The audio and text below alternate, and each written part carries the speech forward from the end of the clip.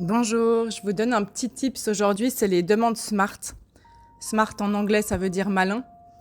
Et en fait, après avoir écouté les vidéos sur les demandes de changement de comportement, donc le comportement hors caractère, ou de se laisser porter par l'autre à la découverte de comportements qui sont pas confortables pour soi, je vous invite à découvrir comment faire une demande SMART à l'autre. Rappelez-vous que votre partenaire n'a pas de baguette magique pour apprendre à faire d'un coup. Il y a des personnes qui sont très douées, bien sûr. Mais en général, quand je vais dire à l'autre qui ne sait pas faire une chose ou qu'elle ne sait pas donner ça, ou et que ça m'irrite et je vais facilement utiliser le tu qui tu, dire tu fais jamais ci, tu me donnes jamais ça. Ok. Quand on tombe là-dedans, on peut aussi exprimer son besoin de manière... Alors dans le SMART, on a le spécifique. Spécifique, c'est vraiment de donner tous les détails qui sont autour de ce qu'on souhaite. Moi, je vais vous donner des exemples, un ou deux exemples. Je vous propose de faire l'entonnoir. C'est-à-dire que vous avez votre besoin général, votre idée générale. Ça, c'est en haut de l'entonnoir. Et dans le SMART, vous allez essayer de spécifier de plus en plus précisément votre demande, votre besoin. Et pour certaines personnes, vous inquiétez pas, si vous faites partie de ces personnes. Moi, parfois, ça me prend des semaines à clarifier quelque chose qui vient me toucher. Certaines personnes, c'est 2 heures, d'autres, c'est 3 semaines. Vous allez spécifier petit à petit le plus possible avec le plus de détails possible pour donner le plus d'informations à l'autre, tout simplement, de ce que vous souhaitez.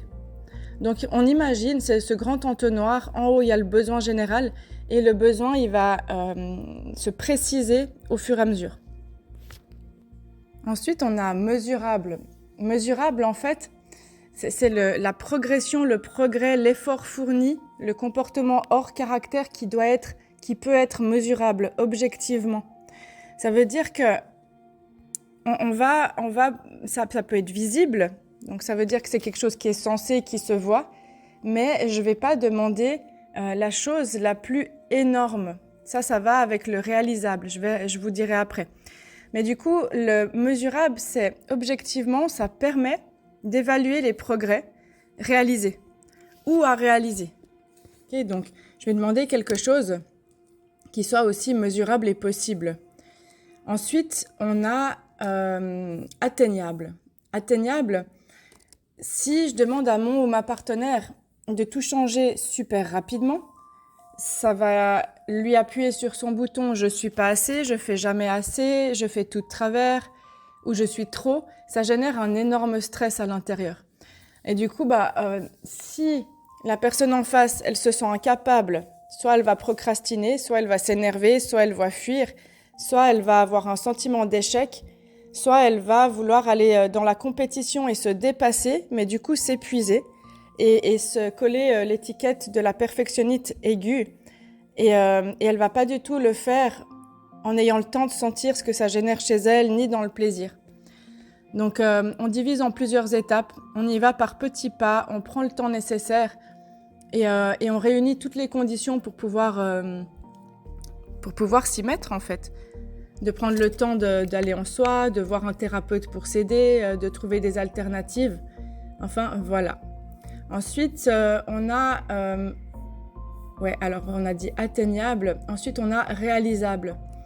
Réalisable et réaliste. Ça veut dire que si je lui demande les plus grandes vacances pendant 3 mois et l'autre personne ne peut pas prendre congé, c'est compliqué.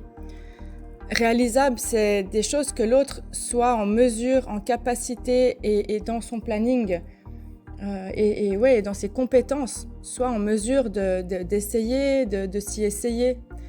Et tout simplement, c'est pertinent par rapport à la capacité, la compétence, le temps, les moyens, les ressources qui peuvent être consacrés à ma demande. Okay. Parce que c'est pas parce qu'on demande quelque chose à l'autre qu'il ou elle sera en mesure de le faire. Il ou elle peut s'y essayer, mais parfois la personne, elle va vraiment pas être capable. Et une personne peut pas remplir toutes les cases. Votre partenaire ne peut pas remplir toutes vos cases, c'est impossible. Et quand on cherche à ce que l'autre remplisse tout, c'est de la dépendance affective, c'est pas de l'amour. Ensuite, le dernier, c'est temporel.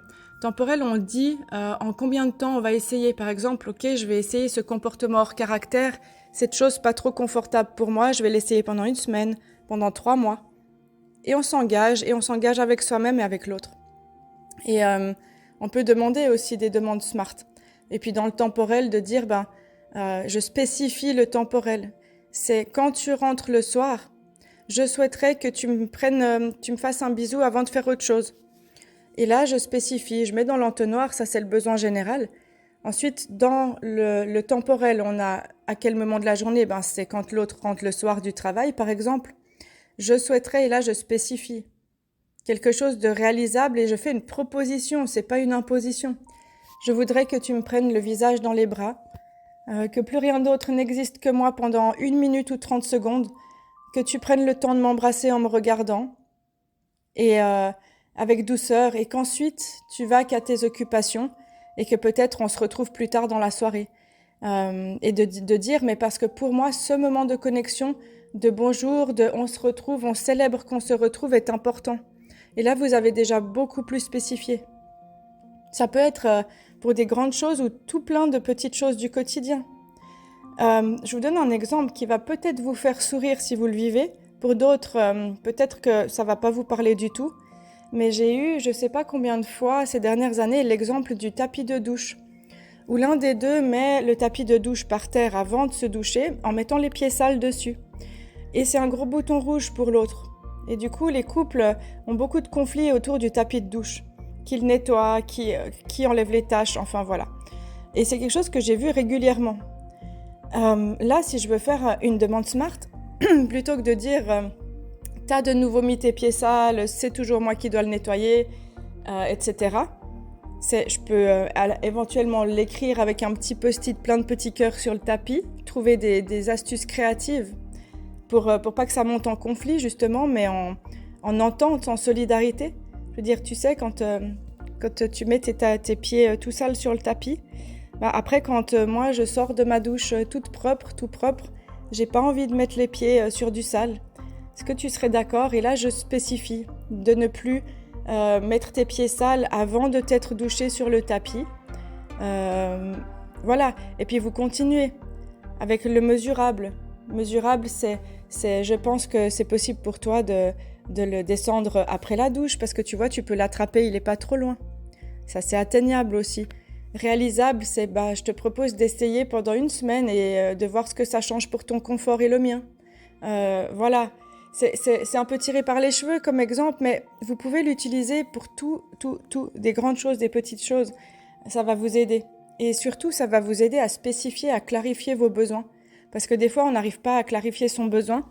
Et pour les personnes qui ont grandi en n'ayant pas beaucoup été explorées dans ce qu'elles avaient besoin, qu'on leur a pas beaucoup demandé, mais de quoi tu as besoin, elles savent pas.